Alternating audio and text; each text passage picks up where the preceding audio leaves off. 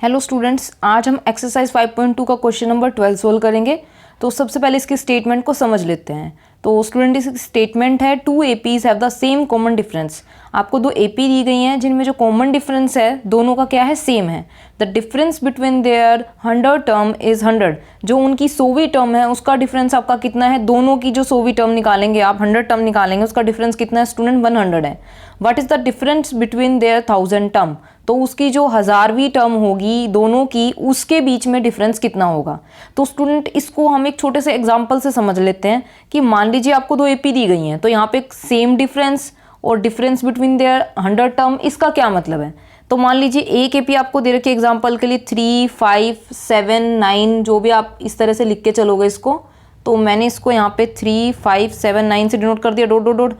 और दूसरी जो AP है उसको हमने क्या लिख लिया, 2, 4, 6, 8 एंड सो ऑन, ये चलती जा रही है आपकी। तो स्टूडेंट ये देखिएगा कि ये जो AP है इसमें जो कॉमन डिफरेंस है वो कितना, 2 है।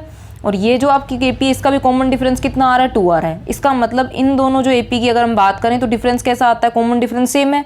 तो इसमें भी इसी तरह की सिचुएशन है, 2 APs have the same common difference और उनकी जो 100वीं टर्म है उसका डिफरेंस कितना है स्टूडेंट, 100। मान लीजिए इसकी भी अगर हम सिर्फ एग्जाम्पल के लिए बोल रही हूँ मैं, अभी हमें पता भी नहीं इन AP की जो 100वीं टर्म उनका डिफरेंस कितना आने वाला है, बट एग्जाम्पल के लिए सिर्फ समझाने के लिए कि अगर मान लीजिए इस AP की थोड़ी देर के लिए 100 टर्म की बात करें और इस AP की 100 टर्म की बात करें, दो कोई भी AP हैं, तो उनकी जो 100वीं टर्म है उन दोनों को हम फाइंड करेंगे और उन दोनों का अगर हम डिफरेंस करते हैं तो वो दिया हुआ है आपको कितना, 100 है। और हमें किसका डिफरेंस फाइंड करके दिखाना है, जो 1000 टर्म है। मान लीजिए कोई भी एक AP ये है और ये AP है, इसकी भी हम 100 टर्म निकालेंगे, सॉरी 1000 टर्म निकालेंगे और इसकी भी क्या करेंगे, 1000 टर्म निकालेंगे।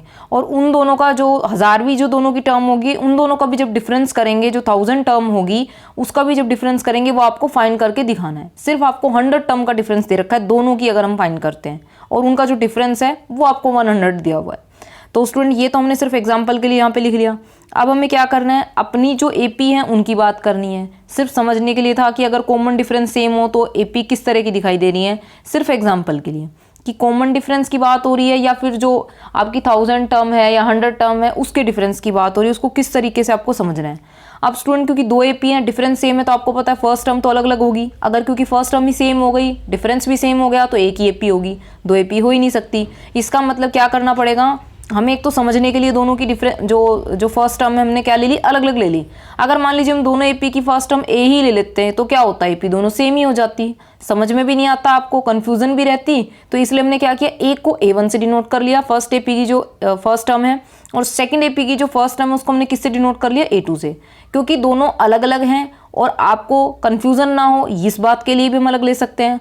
और स्टूडेंट आप क्योंकि फर्स्ट टर्म दोनों की डिफरेंट है, आप चाहें तो किसी A से डिनोट कर सकते थे, स्मॉल b से भी डिनोट कर सकते थे। आप लिख देंगे पहले ही कि अगर हम जो नोटेशन देते हैं वो आपको अपने क्वेश्चन में पहले ही लिख देनी है। जैसे मैंने यहाँ पे लिख दिया, let A1 and A2 be the first term of 2 APs and D be the common difference. ठीक है स्टूडेंट, अब हमें क्या करना है, इसकी 100 टर्म की बात करनी है। मान लीजिए अगर हम इस AP की बात करते हैं तो इसकी 100 टर्म किस तरीके से लिखोगे, A1 प्लस आपको स्टूडेंट एक बार हम क्या करते हैं यहाँ पे रफली एक बार जनरल फॉर्मूला और लिख लेते हैं, क्योंकि उसके बिना फिर क्या होता है कि थोड़ा समझने में आपको दिक्कत ना हो। कोई भी AP अगर आपको दे रखी है तो उसका जो आप जनरल फॉर्मूला अगर लिख के चलते हो तो वो स्टूडेंट आप किस तरीके से लिख सकते हो, AN is equals to A plus N-1D। अब हमें क्या करना है स्टूडेंट, अपनी 1000वीं टर्म लिख के दिखानी है, तो वो आप किस तरीके से लिखोगे। इस AP की अगर बात करें तो इसकी फर्स्ट टर्म कितनी है, A1, जैसे कि यहाँ पे फर्स्ट टर्म प्लस 100 टर्म लिखनी है, यानी कि 100वीं टर्म लिखनी है। तो क्या करोगे, 100 में से इसको माइनस करोगे, कितना आ जाएगा, 99D आ जाएगा, वो हमने लिख लिया। अब स्टूडेंट हमें क्या करना है, यहाँ से हमने इसको ब्रैकेट लगाया। अब आपको क्या करके दिखाना है स्टूडेंट, दूसरी AP की भी हम 100 टर्म लिखनी है, तो अब हम किस तरीके से इसको हमने यहाँ से इसको ब्रैकेट क्लोज कर दिया। अब दूसरी AP यानी कि उसकी फर्स्ट टर्म कितनी है आपकी, A2 दे रखी है, क्योंकि 100 टर्म का डिफरेंस की बात हो रही है, क्योंकि हमें गिवन है A2। और आप क्या करोगे स्टूडेंट, यहाँ से वही 100 में से 1 को माइनस करेंगे, दूसरी AP की बात कर रहे हैं जो आपकी 100 टर्म की बात कर रहे हैं, तो 100 में से 1 के कितना बचेगा, 99, और D से मल्टीप्लाई होगा तो 99D आपका दोनों में सेम है। अब स्टूडेंट अगर हम इसे आगे सोल्व करते हैं अपने क्वेश्चन को, तो फर्स्ट आपने क्या लिख रखा है, यहाँ से मैंने क्या किया, इम्प्लाई किया A1 प्लस जो आपकी फर्स्ट AP की आपकी 100 टर्म है वो, और माइनस में जो सेकेंड AP है इसका साइन चेंज होकर कितना हो जाएगा, माइनस का 99D। तो अब क्या होगा स्टूडेंट, यहाँ से 99 से 99D ये दोनों सेम है, कैंसिल हो गया क्योंकि D की वैल्यू सेम है, और यहाँ से कितना बचा, A1 माइनस A2। और स्टूडेंट ये आपको गिवन है, ये किसके इक्वल था? अगर हम दोनों की 100वीं टर्म का डिफरेंस करते हैं तो आपको गिवन था, यहाँ पे अपने क्वेश्चन में देख सकते हो कि 100 टर्म का जो डिफरेंस है वो किसके इक्वल है? 100 के। तो a1 माइनस a2 की वैल्यू कितनी बचती है आपकी? क्योंकि गिवन है 100 के इक्वल बच जाती है। इसका स्टूडेंट हमने नंबर 1 डाल दिया। अब हमें क्या करना है? अपनी 1000वीं टर्म निकालनी है, 1000 टर्म की बात करनी है। तो फर्स्ट AP की अगर हम 1000 टर्म की बात करें तो a1 प्लस में आपका स्टूडेंट क्या करते हो आप? n-1 करते हो। तो 1000 है, 1 माइनस करेंगे कितना आ जाएगा? 999 आ जाएगा, 999D। और इसी तरीके से अगर हम दूसरी, क्योंकि डिफरेंस बताना है आपको, मैंने डिफरेंस किया।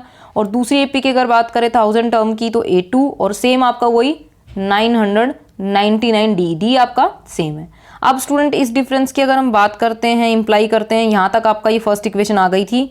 तो a1 प्लस 99D और इसी तरीके से अगर इसको ओपन करते हैं तो नेगेटिव साइन हो जाएंगे। ये आपका 99D 999D, ये इससे कैंसिल। आपका यहाँ से कितना बचता है? a1 minus a2। अब स्टूडेंट आप देखो फर्स्ट इक्वेशन में क्या था? a1 माइनस a2 की वैल्यू आप निकाल चुके हो, कितनी आई थी? 100 आई थी। तो यहाँ पे आप क्या लिख के दिखाओगे? फ्रॉम फर्स्ट इक्वेशन, आपकी जो फर्स्ट इक्वेशन थी वहाँ से a1 माइनस a2 की वैल्यू कितनी बची थी? 100 बची थी। अब स्टूडेंट इसका मतलब क्या है? जो आपको निकालना क्या था? हमने क्या लेके चले थे? 1000 टर्म का डिफरेंस लेके चले थे। तो स्टूडेंट वो किसके इक्वल आ गया आपका? ऑटोमेटिकली आपका किसके इक्वल ही बच गया? जो फर्स्ट इक्वेशन का यूज करते 100 के इक्वल ही बच गया। मतलब इस AP की जब हमने 100वीं टर्म निकाली तो भी उसका डिफरेंस स्टूडेंट कितना था? 100 था। और जब आपने 1000वीं टर्म निकाली तो भी उसका डिफरेंस कितना आया स्टूडेंट? 100 के इक्वल आया। तो स्टूडेंट यहाँ पे ये देख लीजिए, मान लीजिए आप कोई भी वैल्यू निकालते हैं, मान लीजिए ये तो 1000वीं टर्म की बात हो रही है, एज एन एग्जाम्पल हम बात कर रहे हैं, यहाँ पे 1000वीं टर्म निकाली।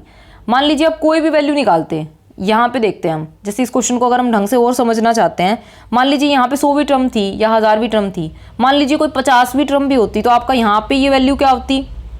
अगर 50वीं टर्म की बात करते तो 49D बचती।